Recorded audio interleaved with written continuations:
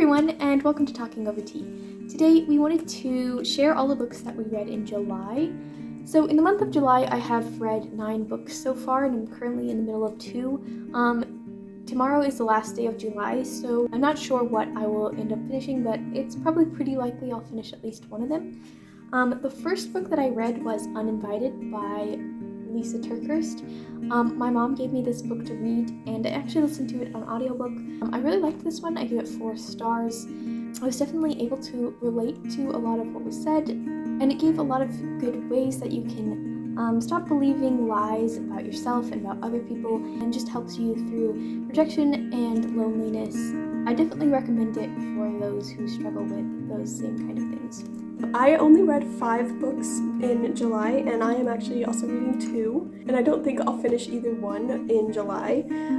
So this month was kind of a dry month for me. I usually, well, at least I try to read more.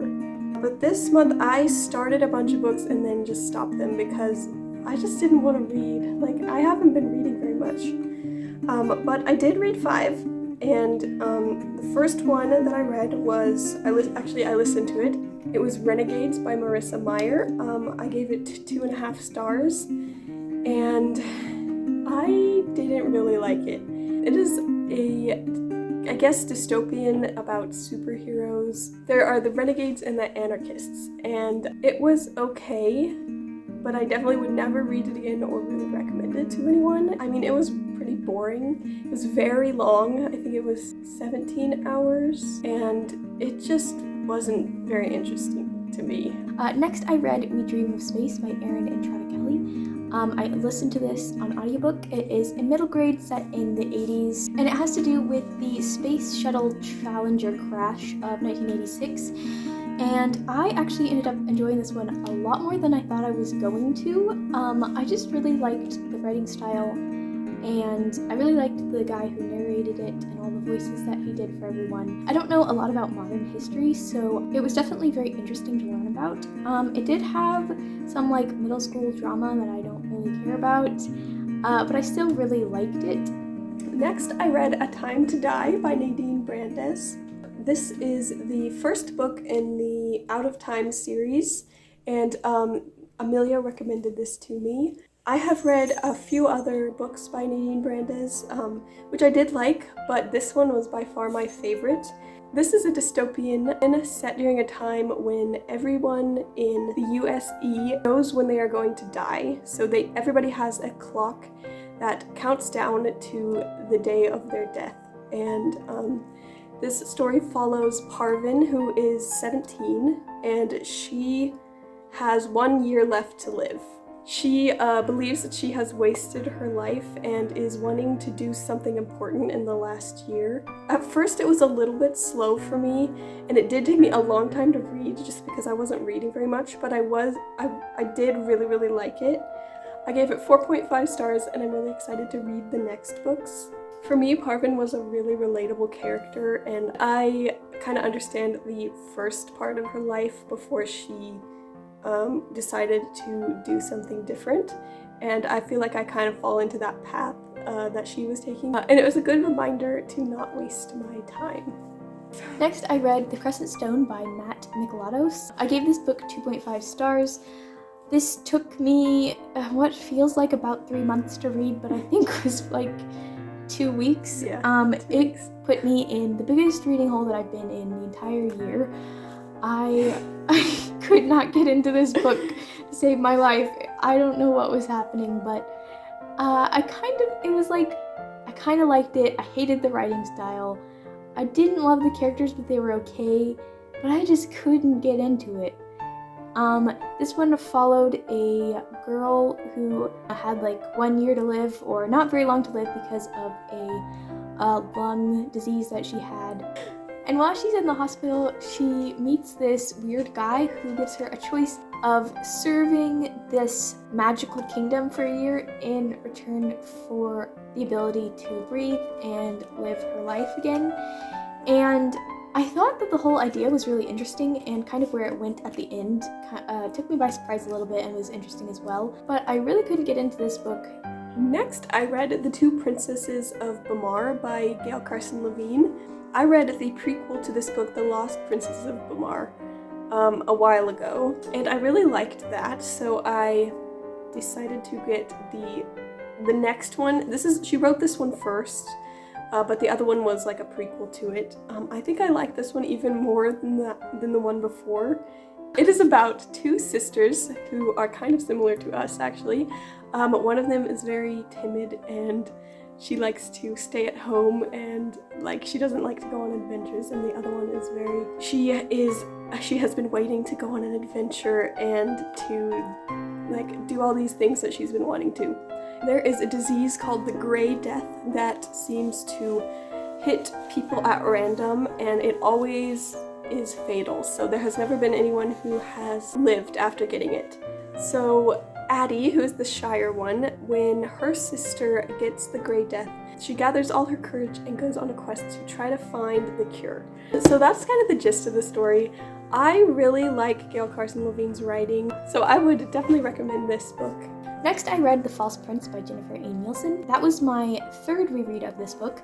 I have now read it 4 times, and I really, really like this book and this trilogy. This one follows Sage, who is picked by this guy to impersonate the prince. And if you like riveting, slightly middle grade, slightly YA books that are fantasy and have big twists and turns, you'd probably really like this book. Next, I read Arch Enemies by Marissa Meyer, which is the sequel to Renegades. And I don't really know why I did that because I didn't like Renegades, but I did not have an audiobook, and I was like, oh, here's another audiobook. So I did listen to that, and maybe it was a little bit better. This one got the romance in it, which was not my favorite. One character is in the Renegades, and they think that the anarchists are evil.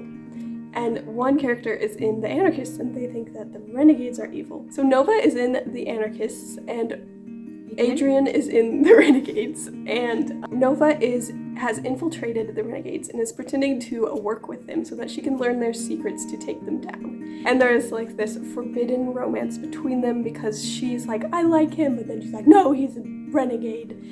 And that's kind of the whole book. I think she's trying to blur the lines between good and evil. These people are evil, everybody calls them evil, and these people are the heroes. I don't know, it didn't really work for me, and it was very boring. Next, I read Court of Swans by Melanie Dickerson, and I gave this 3 stars.